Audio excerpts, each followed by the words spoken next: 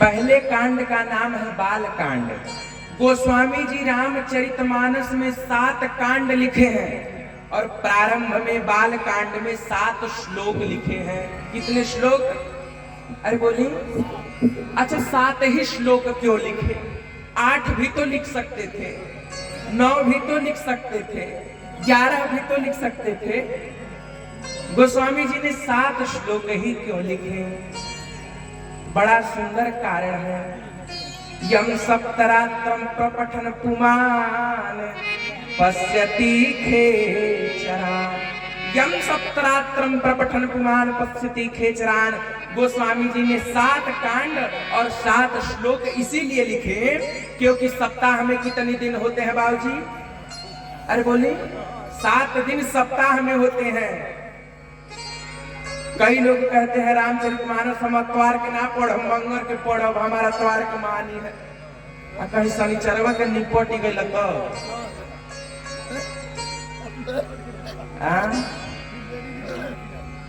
तब तो वो नहीं पढ़ पाएंगे ना। 7 कांड और 7 श्लोक गोस्वामी जी इसलिए लिख रहे हैं कि 7 दिन में जब भी आपका मानस पढ़ने का मन करे उसी दिन उठा के पढ़ लीजिए। दिन मत देखिए।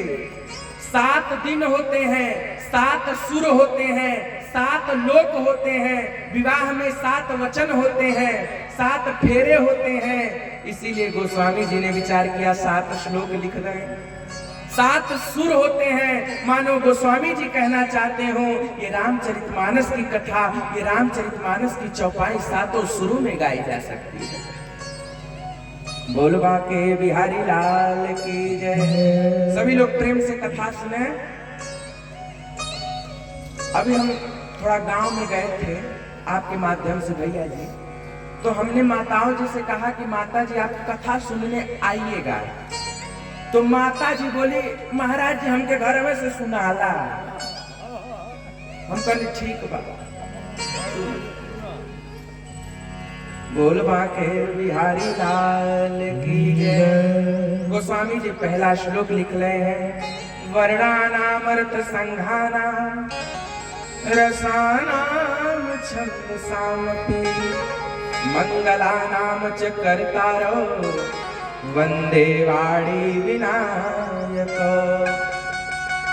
शब्दों अक्षरों समूहों रसों की देवी, छंदों की देवी सरस्वती एवं बुद्धि और वाणी के देवता श्री गणेश जी हम पर कृपा करें। गोस्वामी जी ने 7 श्लोक लिखे।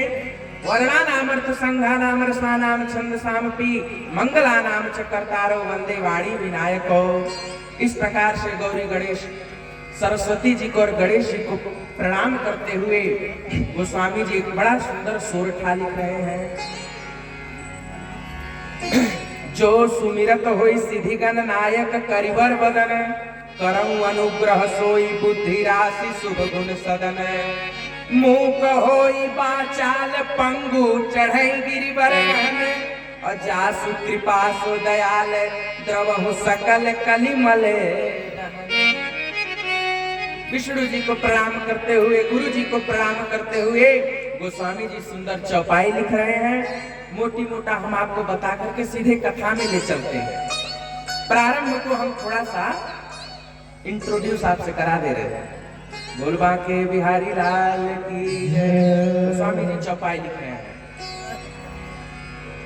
बंदऊ गुरु पद पदुम परागा। बंदऊ गुरु पद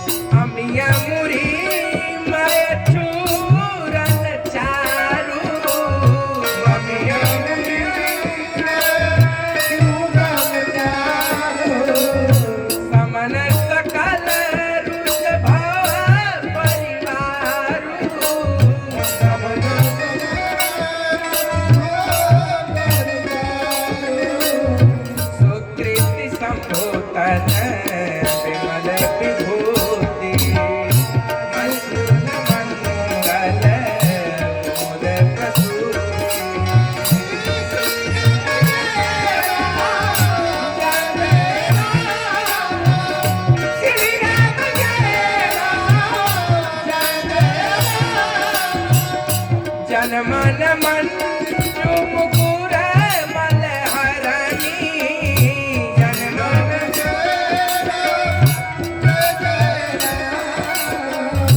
येहू तिलक गुण गण बस करणी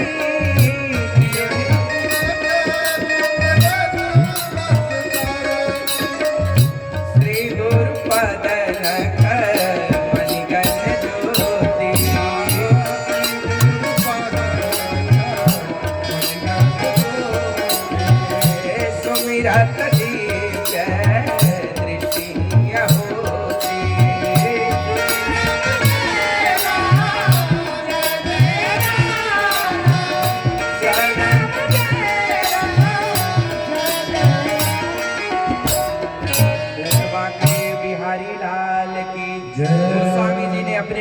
का प्रणाम करके और सभी देवताओं को प्रणाम करके एक ही चौपाई में सारे देवी देवताओं को प्रणाम कर दिया।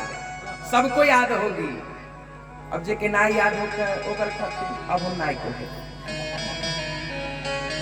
गोस्वामी जी सबको प्रणाम कर दे रहे हैं। सिया राम माय सब जग जानी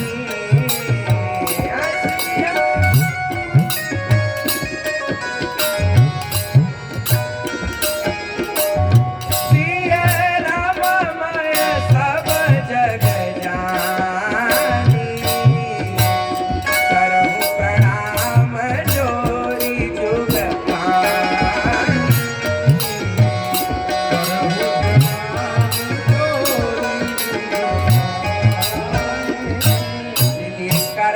कृपा करे किंकर मोह। गोस्वामी जी सबको प्रणाम कर रहे हैं। जब गोस्वामी जी रामचरितमानस लिखे तो 4 जन में झगड़ा हो गया। कौन कौन से? ब्राह्मण, क्षत्रिय, वैश्य, शूद्र, चारों में झगड़ा हो गया। क्यों? ब्राह्मण बोले सुनो ये रामचरितमानस हमारी है। क्यों? ब्राह्मणों ने कहा सुनो ये रामचरितमानस हमारा है। क्योंकि गोस्वामी जी ब्राह्मण थे इसलिए रामचरितमानस हमारा हुआ। क्षत्रियों ने कहा सुनो तुम्हारा नहीं है रामचरितमानस, इस राम कथा के हम अधिकारी हैं क्योंकि राम जी क्षत्रिय थे, क्षत्रिय रूप फिरहु बन वीरा। वैश्यों ने कहा न ब्राह्मण के न क्षत्रिय के, राम कथा तो हमारी है। वैसे बोले हम लोग बनिया हैं, राम कथा तो हम ही करवाते हैं। बनिया लोग ही अक्सर राम कथा करवाते हैं, भागवत बोल, इसीलिए ये राम जी कथा हमारी है। शूद्रों ने कहा सुनो न ब्राह्मण की है न क्षत्रिय की है न वैश्य की है, ये राम जी की कथा हमारी है। क्यों? शूद्र बोले सुनो राम जी जब जंगल में गए तो कोल की रातों के साथ रहे, सबरी जी के जूठे बेर खाए, इसीलिए राम जी ने ज्यादा समय हम शूद्रों के साथ बिताया, सो राम कथा इसलिए हमारी है। अब चारों लोग लड़ गए, चारों लोग झगड़ते झगड़ते गोस्वामी जी के पास गए। गोस्वामी जी से पूछा गया कि गोस्वामी जी आप बताइए कि ये राम जी की कथा किसकी है? तो गोस्वामी जी कह रहे हैं राम कथा के तेरी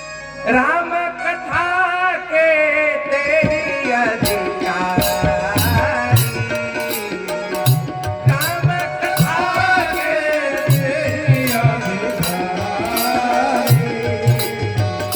जिनके सत्संगति अति प्यारी।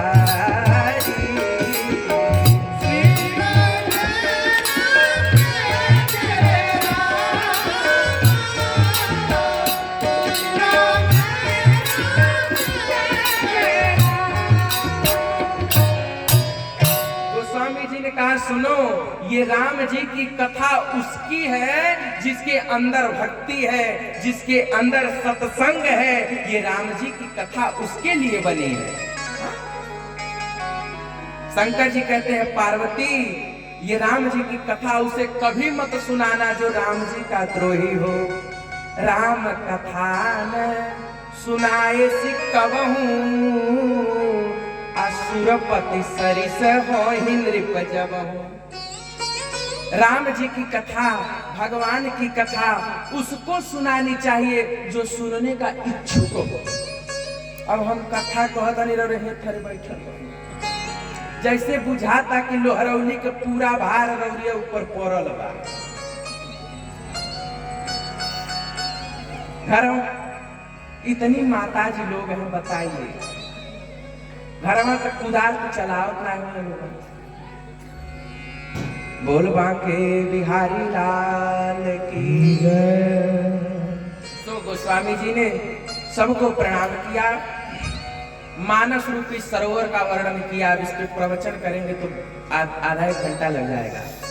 मानस रूपी सरोवर का वर्णन, सप्त प्रबंध सुभग सोपाना, ज्ञान नयन निर्खत मदमाना, रघुपति महिमा अगुण अबाधा, वर्णव सोई बरिबाई गाथा, पुरैनी सघन चारि चौपाई, जुगति मंज मनुष्य सुहाई। गोस्वामी जी ने इस प्रकार से अब कथा की ओर प्रवेश किया। सभी लोग एक बार बड़े भगवान प्रेम से भगवान का 2 मिनट का संकीर्तन करें और इसके बाद से हम लोग कथा में प्रवेश करेंगे।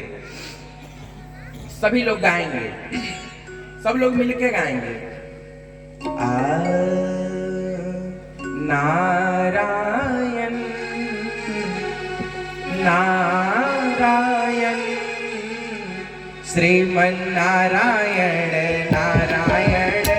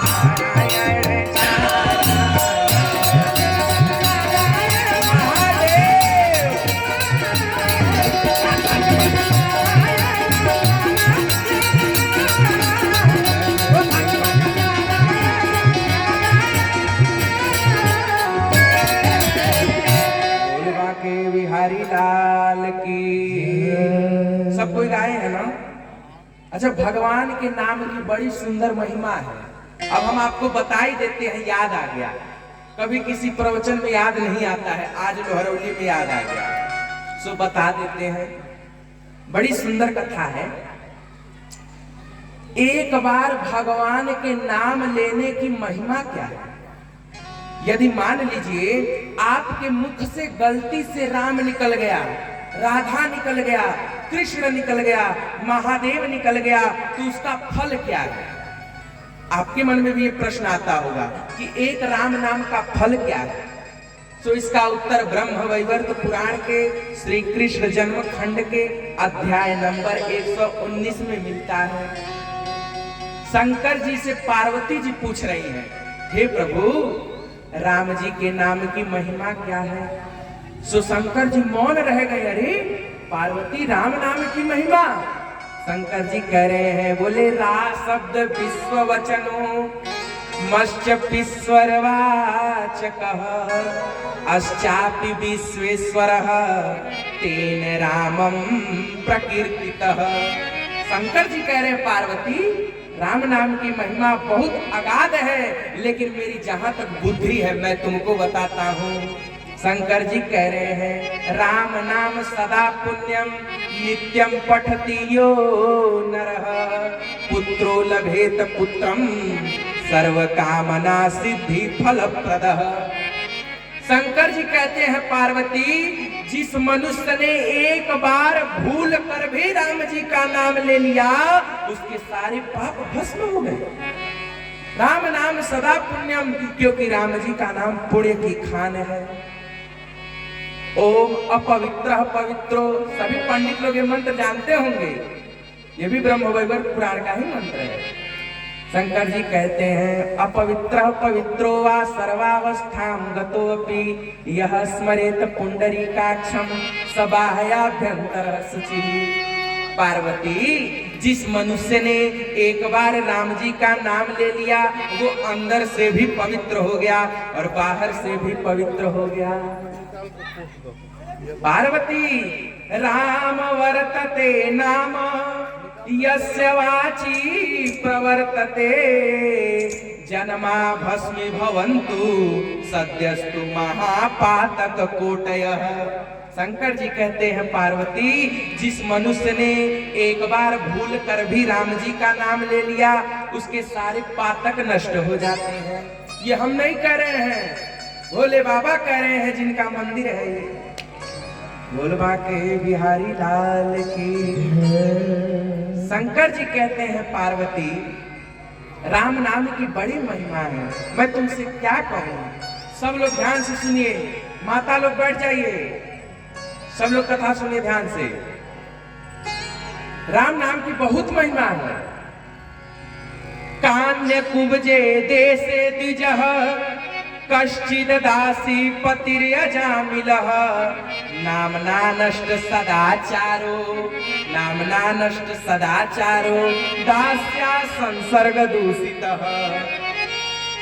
कानपुर के आगे जब आप वृंदावन जाएंगे, वृंदावन के गए, ये भैया जी गए हैं। मैया जी आप बताओ, आप लोगों में से कोई वृंदावन गया है? ये मैया जी गई हैं, आप नहीं गए? अरे राम राम, वृंदावन चले जाओ, बड़ा अच्छा लगता है। जब वृंदावन जाएंगी तो कानपुर के आगे एक स्टेशन आता है कन्नौज, थोड़ी दूर पे है। भागवत में लिखा है कि उसी कन्नौज में अजामिल नाम के एक पंडित जी रहते थे। कान्य कुब्जे देशे द्विजः कश्चिद दासी पतिरे अजामिलः, और उनका नाम था अजामिल। बिहने पूछबो करो, जिन्ना कथवा सुनावतनी इनो पूछो, बिहने पूछब ना, जे आए फिर पूछो, रौलियों से पूछो, बतावे पड़े, ध्यान से इसे सुनने पर। कान्य कुब्ज देश में एक पंडित जी रहते थे, उनका नाम था अजामिल। क्या नाम था? अजामिल इतना पापी था कि वो भूल कर भी भगवान का नाम नहीं लेता था। कोई अजामिल से कहता, ऐ अजामिल कहो राम, अजामिल कहता था हम नहीं कहो। फिर कोई कहता कहो राम, अजामिल कहता था हम नहीं कहब। आ त का नहीं कहबो, उहे नहीं कहब जब तू कहवावल चाहत। मनो भुलाऊ के ना कहे कि हम राम नहीं कहे, कम से कम वही बहाना एक में राम निकल जाते। इतना दुष्ट है कि हम उहे नहीं कहब जब तू कहवावल चाहत। भगवान का नाम नहीं लेता था, और जब संतों को देख लेता, ब्राह्मणों को लमवा से लाठी लेके तैनात। देखिए भागवत की कथा कहती है कि 3 लोग जब द्वार पे आए तो उसको देने से हिचकना नहीं चाहिए। पहला संत, कोई संत आ गए, कोई पंडित जी आ गए तो उनको देने से हिचकना नहीं चाहिए। आजकल के लोग देहनी थप्पू आ गई है, फिर से रोज कहीं करी है धंधावा। दूसरा, कोई गाय माता आ जाए, द्वार पे कोई गाय माता आ गई तो उनको एक रोटी जरूर दे दो। आजकल लोग पहले ही गेटे पर लाठी लेके तैनात, हुर हुर हुर। कलयुग में सब उल्टा होता। अब तीसरा, घर की बेटी बहू, घर की बिटिया आ जाए तो देने से कभी हिचकना नहीं चाहिए। लेकिन आजकल तो बेटी के केहू देता तो भाभी के मुंह फूल के भगावना। इसीलिए देने से हिचकना नहीं चाहिए। बोल बाके बिहारी लाल की जय। तो अजामिल नाम के जो पंडित जी थे ये संतों से बहुत नफरत करते थे। एक बार इनके द्वार पे कुछ संत आ गए तो संतों ने कहा अजामिल हमको जरा भोजन वोजन करा दो। अजामिल ने कहा भगला कि नहीं। तो अजामिल की जो पत्नी थी उसने वैश्या रखा था, तो वो वैश्या थोड़ी धर्मवान थी, गुणवान थी। महिलाओं के अंदर देखिए भक्ति भाव कहीं ना कहीं होता है, इसीलिए नाम है धर्म पत्नी। पत्नी ही कह सकती है कि तनी सत्यनारायण भगवान की कथा सुने ना। पति कभी नहीं कह सकता कि सत्यनारायण भगवान की कथा हो जाए। कहेगी तो पत्नी ही कहेगी ए जी तनी रुद्राभिषेक चाहतनी हो जाए। मतलब धर्म की बात पत्नी ही कह सकती है, तो इसीलिए नाम धर्म पत्नी है। अजामिल जब संतों को खदेड़ रहे थे तो उनकी पत्नी ने कहा स्वामी अरे संत हैं दे दीजिए भोजन। संतों ने भोजन लिया, अपने हाथ से बनाया, पाया। संतों ने विचार किया कि मैंने अजामिल के घर का अन्न खाया है, अजामिल के घर का मैंने दाना खाया है। यदि मैंने इसका कल्याण नहीं किया तो हम पर बोझ चढ़ जाएगा। होता है कि नहीं? आजकल के दुनिया में किसी को 1 लाख रुपया दे दीजिए वो संतोष नहीं होगा। हम रौरे के 1 लाख रुपया दे पूछो रौरे संतुष्ट बानी तो कहब 1 रुपया और चाहता 1 लाख रुपया। लेकिन यदि किसी संत के हाथ पर 1 रुपया रखेंगे तो वो कृत्य कृत्य भूरी भूरी आशीर्वाद आपको देगा। अभी रख के देखिए। संतों ने विचार किया कि हमने इसके घर का भोजन किया है, इनके नमक का कर्ज हमारे ऊपर है, सो इसका कल्याण भी करना पड़ेगा। कहा कि सुनो नवमा से निर्गते चाथ सा तव पत्नी सर्वांग सुंदरम अर्भकम नारायण नाम इति ख्यातस तस्मै पुत्रता तव। संतों ने कहा अजामिल जब तुम्हारा पुत्र होगा तो अपने पुत्र का नाम नारायण रख देना। क्या नाम रख देना? अरे बोली नहीं यार, खाली हम नहीं बोली। क्या नाम रख देना? नारायण। अरे बोली सर, अरे हुंका मारी, हुंकारी। संतों ने कहा कि अजामिल अपने पुत्र का नाम तुम नारायण रख देना। अजामिल ने कहा ठीक है नारायण रख देंगे। सुखदेव जी कहते हैं परीक्षित 9 मासे निर्गते चात सातम पत्नी अर्भकम सर्वांग सुंदरम दिव्यम निर्मलम कनक प्रभम।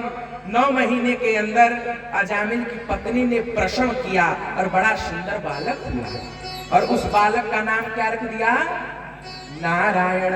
अब अजामिल जब भी बुलाता तो कहता बेटा नारायण पानी ले आओ, बेटा नारायण भोजन ले आओ, बेटा नारायण इधर आओ, बेटा नारायण ये करो, बेटा नारायण वो करो, बेटा नारायण नारायण नारायण नारायण। अब ऐसे करते करते भगवान का नाम जपने लगा, नाम जपने लगा। एक बार अजामिल सोया हुआ था। अजामिल जब सोया हुआ था तो अजामिल ने देखा कि दक्षिण दिशा से दक्षिणी कृत्य भ्रमंतो यत्तार का धर्मो अग्नि कश्यप शुक्रो मुनियो ये वनौकसाह। तमंतरिक्षात उसने देखा कि अंतरिक्ष की ओर से काले भैंसे पे बैठ के यमराज जी आ रहे हैं। आप सबको हम बतावें, सभी लोग सुनिए, जब आपकी मृत्यु होगी तो दक्षिण दिशा से यमराज जी आपको लेने आएंगे और जिसके कर्म अच्छे होते हैं, जिसका सर्वस्व जीवन राम जी के लिए समर्पित होता है, उसको लेने स्वयं राम जी आते हैं। राम जी आते हैं। अजामिल के लिए बड़ा सुंदर विमान आया। अजामिल देखता है कि यमराज आ रहे हैं। यमराज को देखकर डर गया। कहा, अरे तुम कौन हो? यमराज बोले, तुम मत पूछो, तैयार हो तो चलो। अब जब अंत समय जब आदमी मरता है तो बेटी का, बेटा का, धन परिवार का बड़ा मोह लगता है। मैया जी, लगता है ना? अंत समय जब कोई मरता है तो बेटी बेटा का बड़ा मोह लगता है। अब जब वो अजामिल मरने लगा तो अपने बेटे को बुलाने लगा, बेटा नारायण, बेटा नारायण, बेटा नारायण, दूरे कृणन कासक्तम पुत्रम नारायणावयम प्लावितेन स्वरेण उच्चै राजभाव कुलेन्द्रियः। बेटा नारायण, बेटे ने तो नहीं सुना, पर साक्षात परम पिता नारायण प्रकट हो गए और अपने पार्षदों के साथ दूर से उत्तर दिशा की ओर कह रहे हैं, डरो मत अजामिल, हम तुम्हें बचा लेंगे। सो अजामिल को विमान पर बैठाया और भगवान के धाम अजामिल चला गया। वो पापी अजामिल जिसने कभी भगवान का नाम नहीं लिया था, जो संतों को मारता था, प्रताड़ित करता था, उसके बेटे का नाम नारायण होने से अजामिल की वो गति हुई जो बड़े बड़े योगियों को भी दुर्लभ है। साकं विहाय सा विप्रो, सुखदेव जी कह रहे हैं परीक्षित, साकं विहाय सा विप्रो तत्र विमानम ददर्श पीतवासा घनश्यामः मुकुटि कुंडलान्वितः। भगवान उसे लेने के लिए आए। सुंदर अजामिल को पीतांबरी पहनाया, तुलसी दल पहनाया, चंदन लगाया और अजामिल को बिरजा नदी में स्नान कराकर भगवान को चतुर्भुज रूप प्राप्त हो गया अजामिल को। इसीलिए अपत अजामिल गजगनि काऊ और भाया हो मुकुट हरि नाम प्रभाव। इसीलिए हम आपसे कहते हैं मैया जी, ध्यान से सुनिए, हम आपसे इसीलिए कहते हैं कि अपने बेटी बेटा का नाम भगवान पे रखा करिए। पहले का नाम कितना सुंदर होता था, शिव नारायण, राम नारायण, रामदास, रामचंद्र। आजकल रिंकी, पिंकी, सिंकी, टिंकी केहू के नाम होई तो रिसियाई जौन। हम तो पहले आइल बानी, हम तो केहू के जनतो नहीं बानी, केहू के नाम होई तो रिसियाई। अच्छा, आजकल एक नाम बड़ा फेमस भइल बा, कहत कह दे, बाकी तब पे कहो जब केहू रिसियाई नौवा है ब्यूटी। का नाम है? ब्यूटी। चलो ठीक बा, अगर कोनो बेटी 8 साल लेवा, 9 साल लेवा, 10 साल लेवा, ओके ब्यूटी कही जाता ठीक लागे। 25 साल के 30 साल के हो जा, ओहू के ब्यूटी, ए ब्यूटी, तब वो कहवा तो ठीक लागे। आ वह 90 साल के हो गई, ततवा झड़ गए, चमवा झूल गए, आँखी से लौकत नहीं, चरचर ठो चश्मा लागल बा, आ नहीं के केहू बोलावा ए ब्यूटी, तो हो जचता। इसीलिए जथा नामम तथा गुणम, जैसा नाम होता है वैसा ही गुण होता है महाराज। इसीलिए पहले के लोग विद्वान बुलाते थे और तब नाम रखते थे। हम भी नामकरण संस्कार करते हैं, कुंडली हम भी बनाते हैं, हाथ हाथ देखते हैं, घर देखते हैं।